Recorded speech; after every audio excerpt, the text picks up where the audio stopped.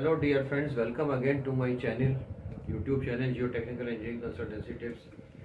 This lecture of mine is 52nd in the series and this is in continuation with my last 51st lecture in which I explained you all about the consolidation settlement.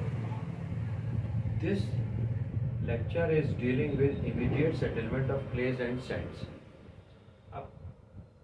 What is immediate settlement? Whenever you build any foundation for any kind of a structure, the soil which settles immediately on the start of the foundation work and which usually is assumed to be finished off during construction period itself. That is immediate settlement. Now, immediate settlement occurs at the instance of loading. That is, it finishes off during construction period itself. It is due to shear deformation. It is computed by theory of elasticity. That is, it's actually elastic deformation in unchanged water content condition.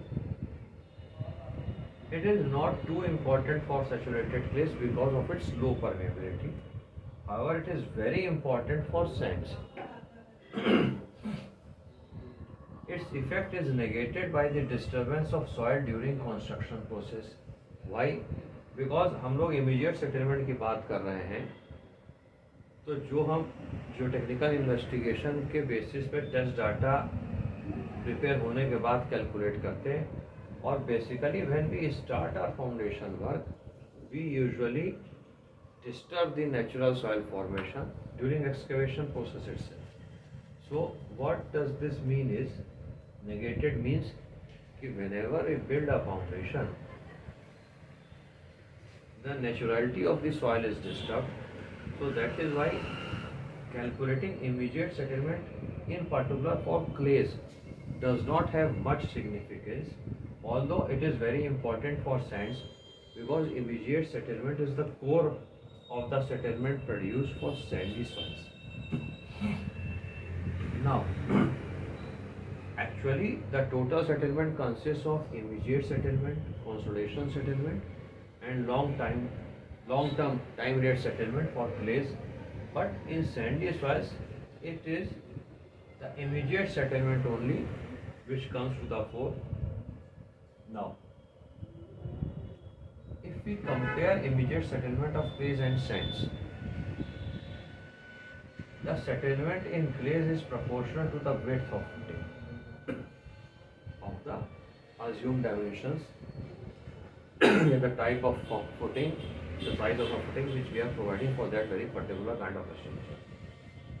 However, in sands the settlement is proportional to del I 2b upon b plus 0.3 the whole square, which is equal to delta b. That is, this delta represents the settlement. What actually is this? The Terzaghi proposed a test model which suggests that the settlement of any footing of width b is equal to actually settlement of a square plate of size 30 centimeter multiplied by 2 into b is the width of the footing upon b width plus 0.30 whole square. This is actually a settlement formula which we also usually use while doing plate load test as per IS 1888. Plate load test.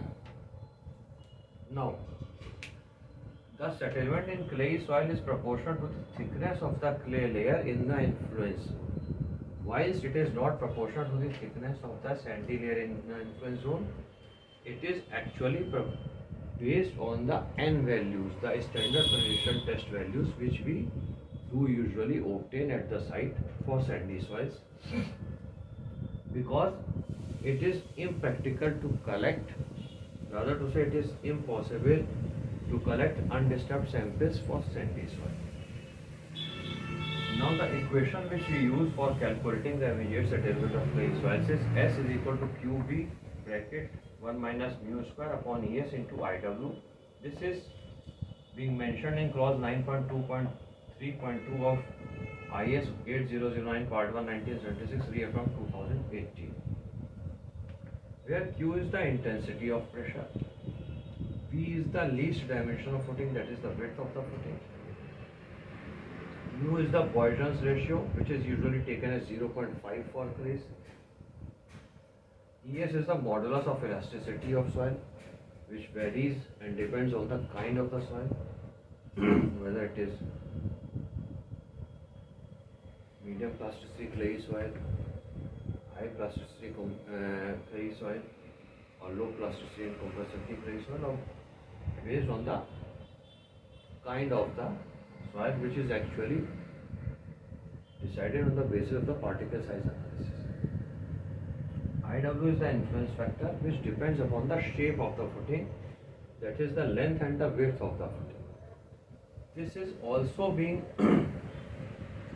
referred to and given in as Steenbrenner's influence factor in this Indian Standard Code 8009 Part 1 1976 reaffirmed 2018, in which a table number 2 is being given and a figure 11, which gives these influence factors based on ST upon V and L upon P ratio.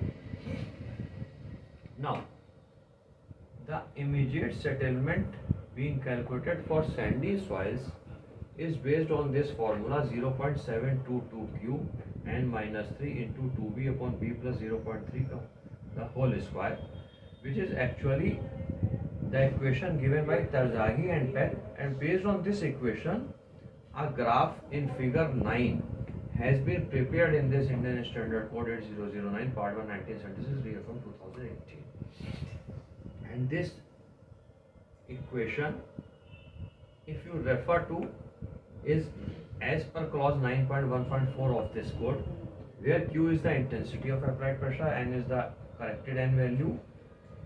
Corrected N value means that the N value is obtained after applying due corrections for dilatancy and overburden and dilatancy. और जो हमारा influence zone होता है Sandy layer का, उस पे जो ये एन वैल्यूज करेक्टेड आती है, उसकी एवरेज वैल्यू जो कि सैंड लेयर थिकनेस के लिए, जिसके लिए we have to work out the settlement, is taken here and put into this. B is the width of footing, and this is the equation on the basis of which this graph is given in figure 9, corresponding to n values obtained, and the settlement is being given on the y-axis for unit pressure based on the standard pressure test values, and on abscissa, its x-axis, it is being related with the width of the footing. Now, after having worked out these immediate settlements for clays and sands, these correction factors need be applied on that, so as to have the final value of the immediate settlement of clays and sandy soils. The correction factors required for clay soils is delta, which is being used only when this clay soil is resting on non-cohesive soil or rocky strata. Depth correction factor and rigidity correction factor, which I have discussed in my lecture number 51. And these factors are being multiplied on this obtained value in order to get the final immediate settlement value of clays. Whilst in this case, in sandy soil settlement case, this water table correction factor, which is being given in this figure 9 at the top of this figure 9 of this very code, this correction factor is usually divided on this settlement value obtained, and which is then finally being reported as the immediate settlement produced for sandy soils. So friends, this is what I needed to explain you all in this lecture of mine. Rather to say much better clarity on this subject topic, keep on subscribing to my YouTube channel Geotechnical Engineering Consultancy. Thank you.